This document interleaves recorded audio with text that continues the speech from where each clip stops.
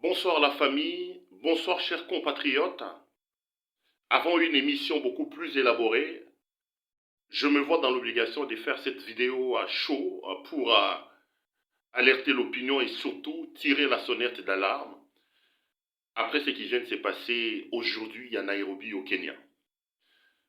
La République est véritablement en danger et comme dans ses habitudes, M. Félix Antoine Tshisekedi Tshilombo vient encore de nous exposer notre pays, nos enfants et notre avenir. Les amis, j'ai sous mes yeux le communiqué publié par la présidence de la République du Kenya sur ces congrès ou ces sommets auxquels a participé M. Félix Antoine Tshisekedi Tshilombo. Croyez-moi, le Congo sort les grands perdants dans cette affaire. Oui, le Grand Congo a de nouveau perdu. M. Félix Antoine Tshisekedi Tshilombo, touriste en chef, a probablement gagné parce que cette affaire lui a encore permis d'assouvir sa passion pour les voyages touristiques d'État, alors que la République démocratique du Congo a perdu. Tenez, dans les communiqués que M. Tshisekedi et les autres présidents de la République ont signés, nulle part, alors nulle part, on fait mention du Rwanda que Félix Antoine Tshisekedi Tshilombo nous a pourtant présenté comme les pays agresseurs derrière les M23. Les chefs d'État de la sous-région de l'Afrique de l'Est n'évoquent pas la participation du Rwanda à la déstabilisation et à la situation désastreuse que nous vivons avec le M23.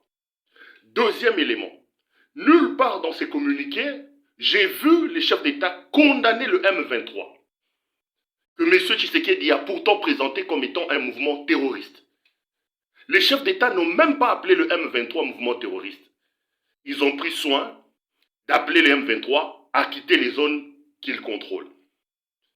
Et le communiqué finit par la mise en place d'une force de la sous-région qui doit être sous le commande du Kenya.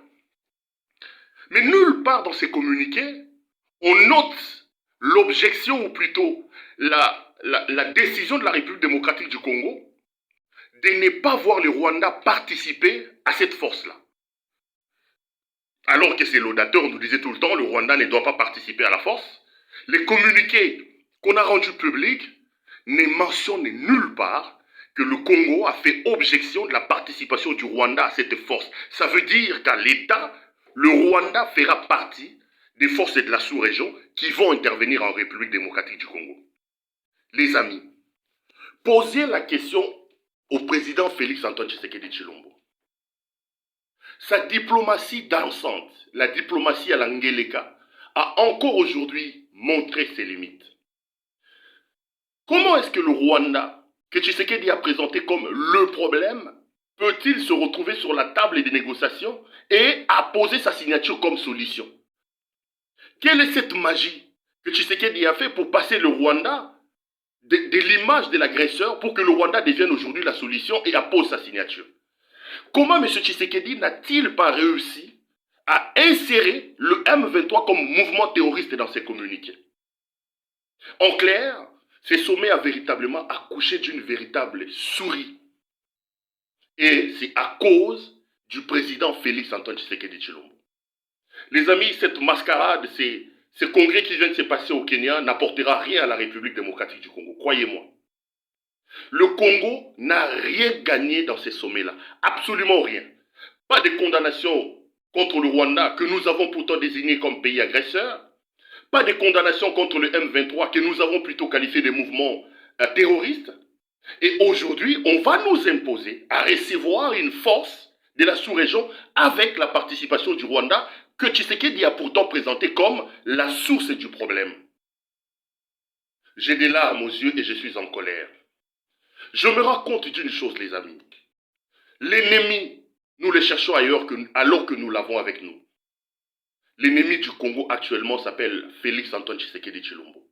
Son incompétence, sa naïveté, nous mettent en danger, nous, notre avenir et notre devenir. Croyez-moi, chaque seconde que M. Tshisekedi passe au pouvoir met l'avenir de notre pays en danger. La preuve, elle est là. Une fois de plus, il a signé des accords, il a signé des communiqués alors que le pays n'a rien gagné dans tout ce que lui il a signé. De manière irréfléchie, il appose sa signature comme il pose là. Il nous a dit ici qu'il faut absolument arrêter tous les accords que nous avons signés avec le Rwanda, les accords qui n'ont jamais été publiés, qui ne sont jamais passés devant l'Assemblée nationale. Congolais, réveillons-nous. Nous cherchons notre ennemi à un mauvais endroit. L'ennemi du Congo s'appelle Félix Antoine Tshisekedi Tshilombo. Et croyez-moi, chaque seconde que ces messieurs passent à la tête du pays met encore un peu plus davantage notre pays en danger. Il est temps, à mon point de vue, qu'on réfléchisse sur la manière dont il faut se débarrasser de cet homme. C'est lui qui est véritablement notre problème.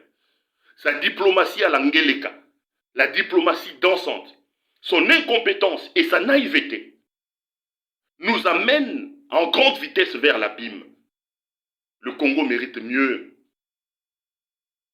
que ce qui se passe actuellement. Je vous promets une émission beaucoup plus élaborée. Là, c'était juste une réaction à chaud. Félix Tshisekedi est véritablement le problème du Congo à l'heure où nous parlons. Merci beaucoup.